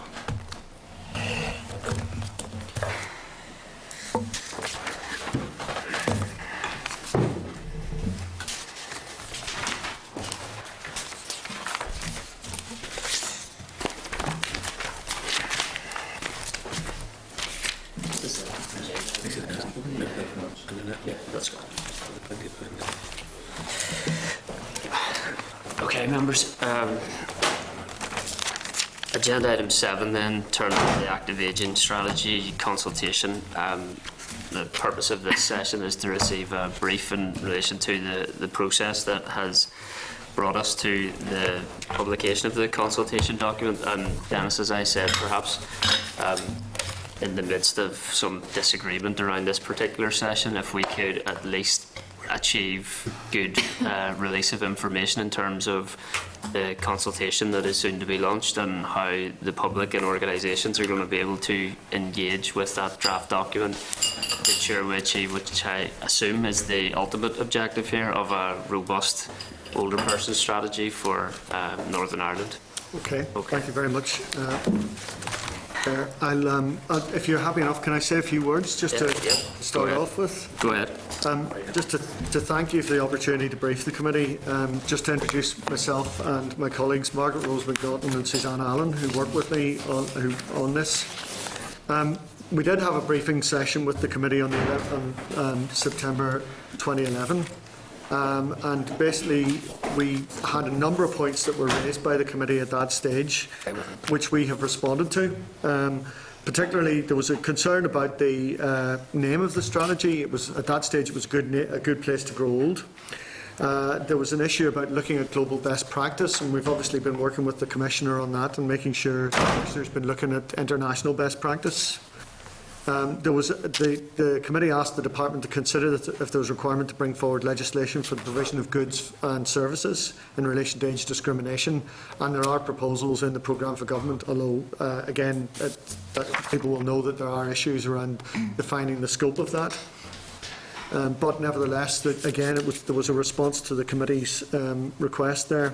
There was something about the importance that the outworking implementation plan was robust and includes targets which were measurable, challenging and achievable. And I think that the strategy, the current draft, certainly reflects a significant strengthening of targets, and one of the reasons we have had to draft it and redraft it again on a number of occasions has been because people just felt that there wasn't enough in the earlier drafts. So we have gone through that process. And then there was a view by the committee that the views of stakeholders will be taken into account during the finalisation of the draft strategy, and we have done whatever else about this process. There has been a lot of engagement with stakeholders. And while that has taken us longer than anybody would want, I think it's definitely benefited the final product, and hopefully certainly the message we've got back, and even in terms of the Parliament, we've got the message back that people felt that we were going in the right direction. So just to say a little bit about the background to it. It was developed as a consequence of the review of the previous strategy, Ageing and Inclusive Society, and during that period we had first of all the appointment of the Older People's Advocate, Dame Joan Harbison, and then following the passage of the legislation we had the Commissioner for Older People, Claire Keating, was appointed in November 2011. The Commissioner agreed the advisory group, they agreed to chair the advisory group on older people's issues, which includes older people, representatives from groups representing older people and organisations with expertise in the area. The current strategy is the product of extensive pre-consultation and worked closely with the advisory group and benefited enormously from their knowledge and expertise. And I mentioned the Pensioners' Parliament already. I think it's worth probably saying a little bit, I mean, without going into the detail of the strategy, I think it's fair to say something about the approach that's been used. Over the 10-year period between 2002 and 2012, the number of adults here aged 65 and over increased by 20%. So that's a huge increase, and that trend is expected to continue. The number of adults in the age group is expected to increase by 63% to just under 500,000 people by 2032. This is obviously extremely good news for a lot of us. On the other hand, it does bring challenges with it. But I think one of the things that we've tried to get across in the approach that we've used, and I think it's something that the Commissioner has been very clear about, is the need to recognise that older people, just because people reach a certain age, it's almost as if ageing has been treated up to now as a problem. Almost, there are problems associated with ageing, certainly. But actually, the good news in all of this is we're going to have a very experienced older population and a much more active population than ever before. So we've got older people involved in leadership and membership of organisations, community safety through Neighbourhood Watch, skills and experience, mentoring people, business experience in running organisations, underpinning the viability of many local services through volunteering as well. And obviously contributing to childcare for their families, which can be a double-edged sword, because on the one hand, it's great that grandparents and older people are contributing and helping promoting intergenerational experience from one generation to the other. But on the other hand, there's an issue there about maybe people feeling obliged to become involved in childcare in a way that isn't helpful for them.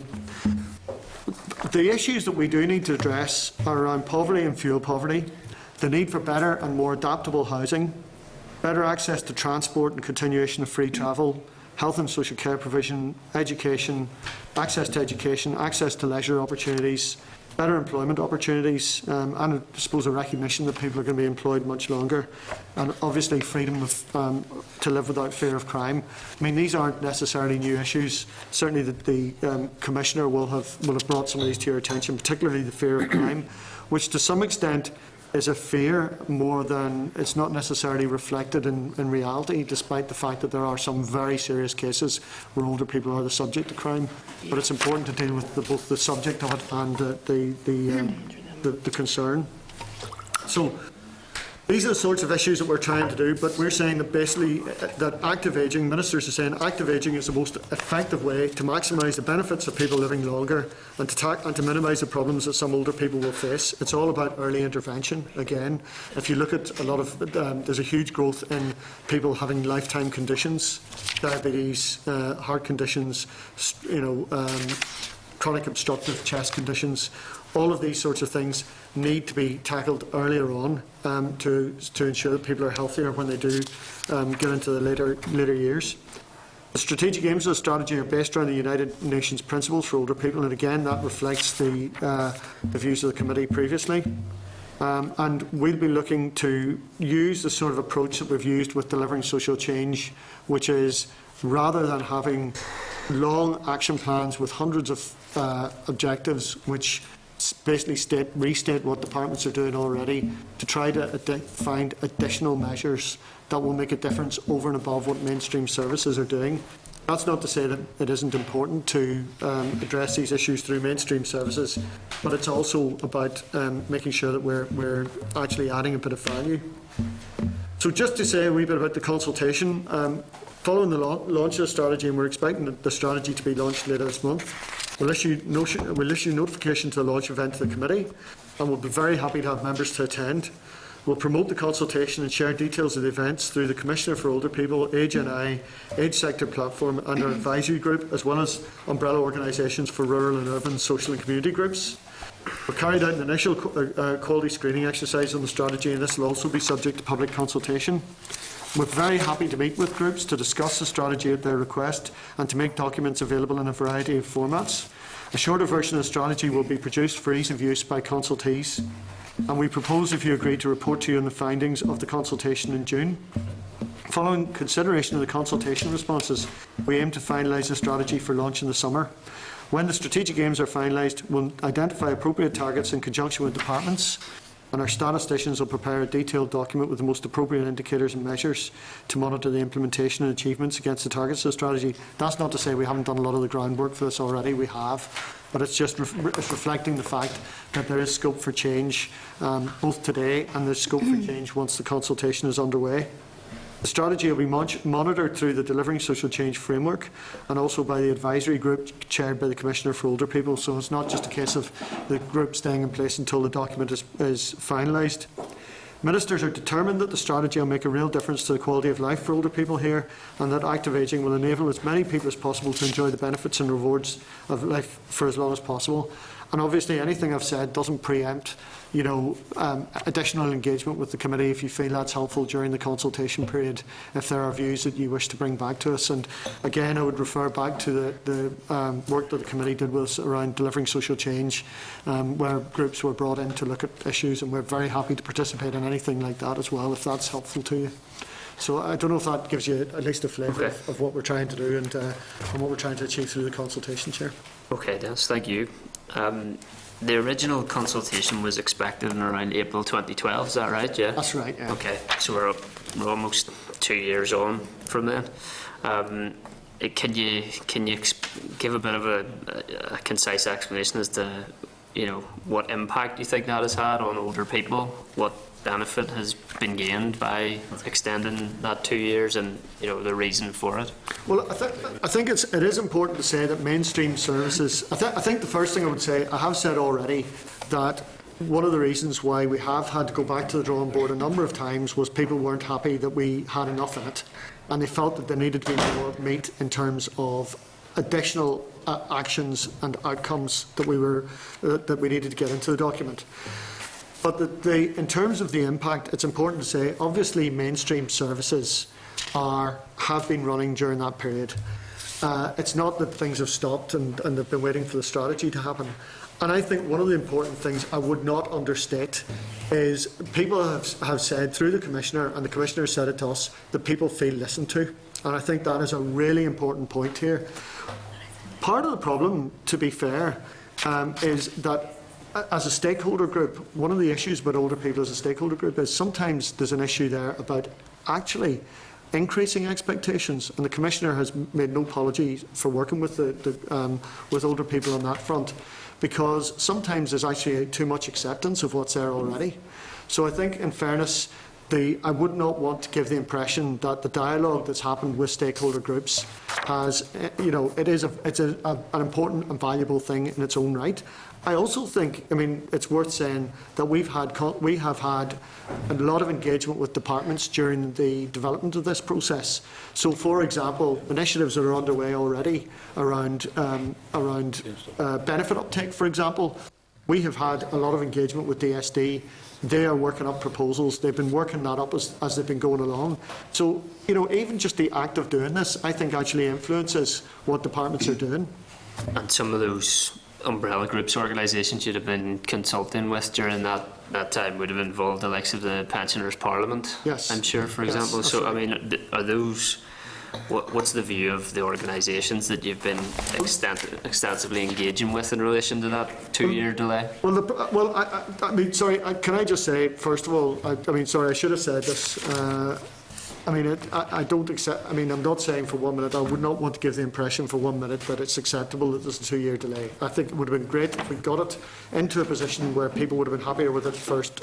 I would absolutely say that. The view that we've been getting back has been, and again, happy to hear alternative views, is that people would prefer to see us getting this right. That's the message we've got all along. And in fact, the proposals that were presented to the Pensioners Parliament received, in the majority, I don't think there was any of them that didn't receive, certainly in terms of they had a sort of a voting process, and all received overwhelming support that we were going in the right direction. Okay, I think it'd be remiss of me not to ask, given the discussion that took place in terms of the committee, whether you think that the level of engagement with the committee in that period of time was adequate.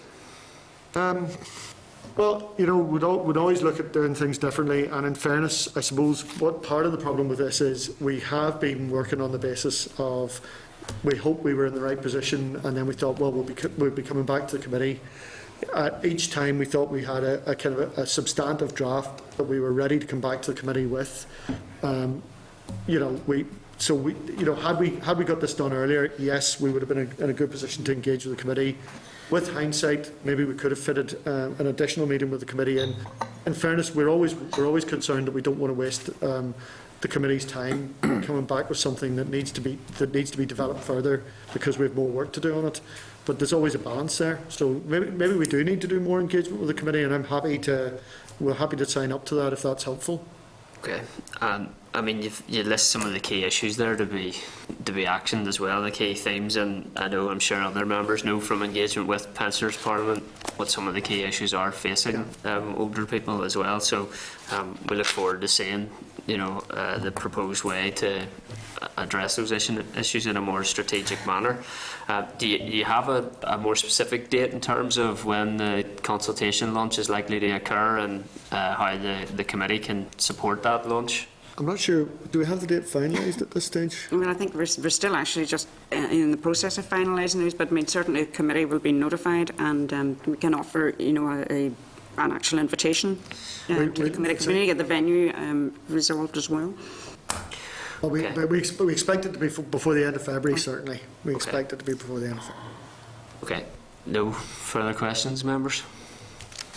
Given that your defence to the fact that there's been a delay in this coming forward is because of the input from various individuals and sectors and so on, in your assessment, indicatively or notionally, compared with earlier versions, say the last time this was a committee, whenever that was, is it 5 or 15 or 50% different? I do think it's significantly better. Whether you could say it's 5% or 50%, it is significantly. There's a bit of a difference between 5 and 50. So what would you choose? Well, I would go nearer the 50 than I would the 5. To be honest with you, I think there's a lot more substance in it. And happy to go back. I do. In fairness, I do think it's a good document now. I would say that. Sure, you would say that. I know I would say that, but in fairness, I do think it's a lot better document for the challenge that we've had. Is the point I'm making.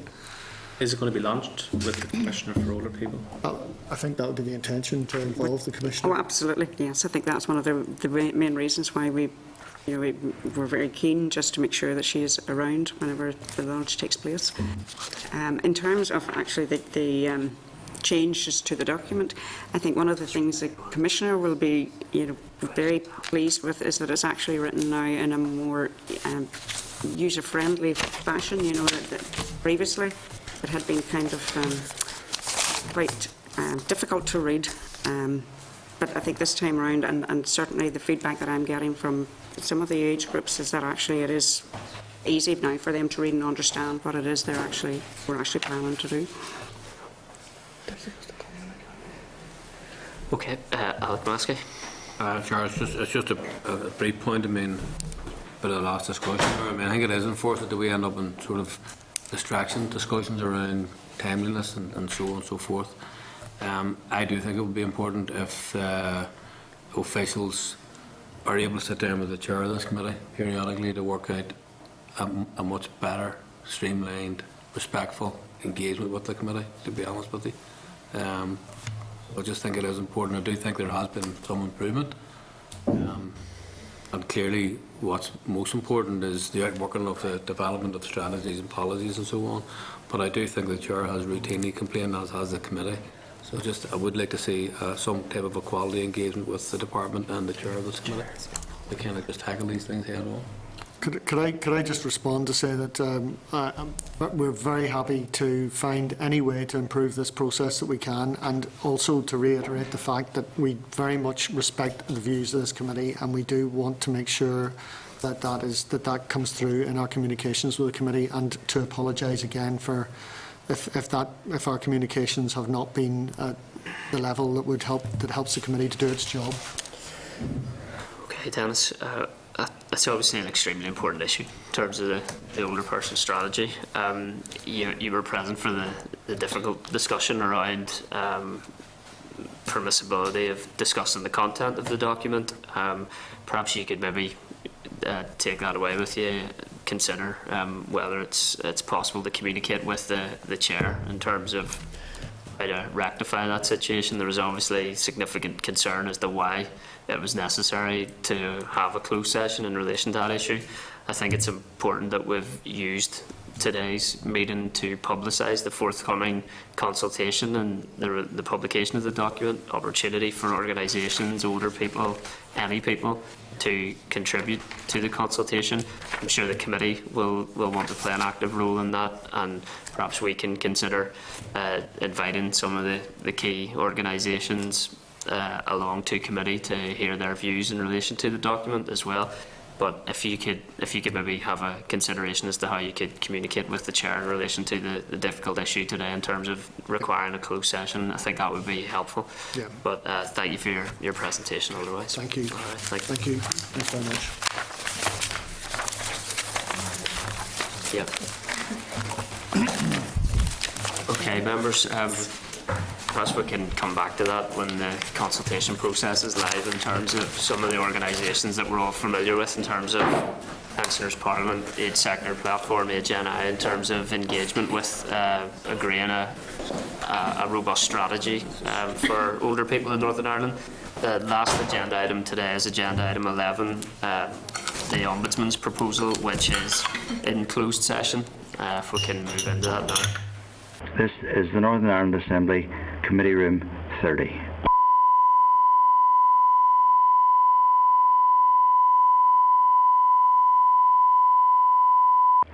This is the Northern Ireland Assembly, Committee Room 30. This is the Northern Ireland Assembly, Committee Room 30.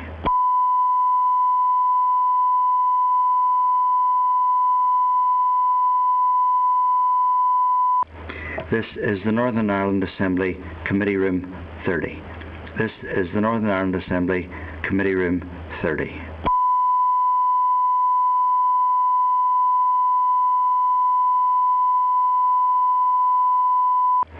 This is the Northern Ireland Assembly, Committee Room 30.